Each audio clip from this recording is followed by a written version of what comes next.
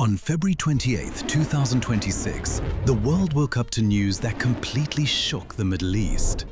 Ayatollah Ali Khamenei, the second supreme leader of Iran, was dead.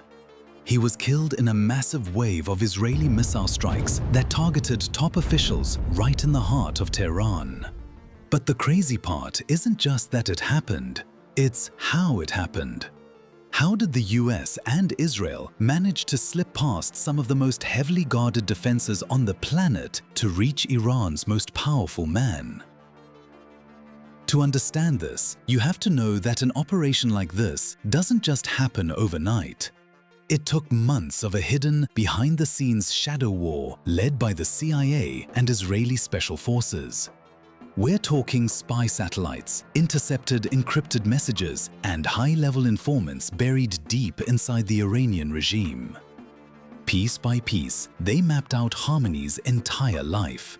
They knew his daily routines. They knew exactly how his security details operated.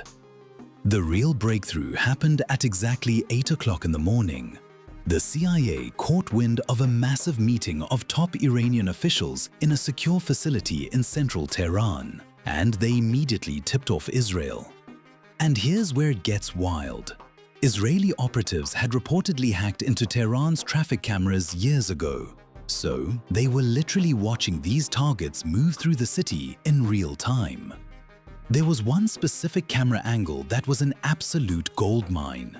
It showed exactly where these guys parked their personal cars, giving the CIA and Israel a rare, unfiltered look inside this heavily fortified compound. But they weren't just passively watching. They fed all this footage into sophisticated algorithms. The tech studied the guards, figuring out their patrol routes, their shift changes, and even identifying the exact people they were protecting. It's a technique intelligence agencies call pattern of life analysis. Then, to make sure Khamenei's security couldn't get a heads up, Israel did something incredibly calculated. They jammed about a dozen cell towers near Pasteur Street. If you tried to call the security team, all you got was a busy signal. Meanwhile, analysts were crunching billions of data points using social network analysis to map out hidden command centers and line up secondary targets. But before anyone could actually strike, they had to blind Iran's air defenses. Using an unprecedented mix of cyber attacks, short-range drones, and smart bombs fired from outside the country, they completely wiped out Iran's Russian-made radar systems and missile launchers. Everything was set. They just needed the right moment. And they got it when a CIA spy confirmed Khamenei was hosting a Saturday morning meeting at his Pasteur Street office. It was a now or never opportunity.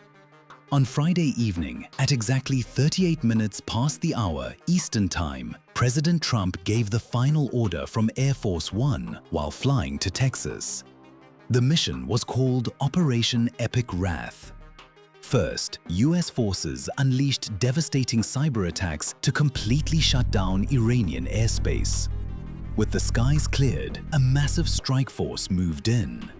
Imagine around 200 Israeli fighter jets loaded with GPS-guided bunker-buster bombs flying for hours to hit their target at the exact right second. They dropped roughly 30 precision bombs directly onto Khamenei's compound, hitting it so hard it was designed to cause a total structural collapse. The aftermath was absolute devastation. The strike killed Supreme Leader Ali Khamenei, along with some of the highest-ranking military and security leaders in the country. The casualties included Major General Mohammad Pakpour of the Revolutionary Guard, National Security Advisor Ali Shamkhani, the Defense Minister, and the Army Commander, who were all at the meeting. Tragically, news agencies also reported that 4 of Khamenei's family members, including his daughter, his grandson, and his son-in-law, were inside the compound and lost their lives in the blast. Looking at this now, it's clear this isn't just the end of a long political era in Iran. It's a geopolitical earthquake, and we are going to be feeling the aftershocks of this for years.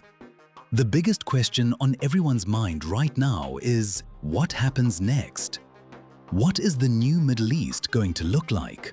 Are we going to see a massive revolution inside Iran? Or is this the spark that sets off a full-scale regional war? Right now, all we can do is wait and see.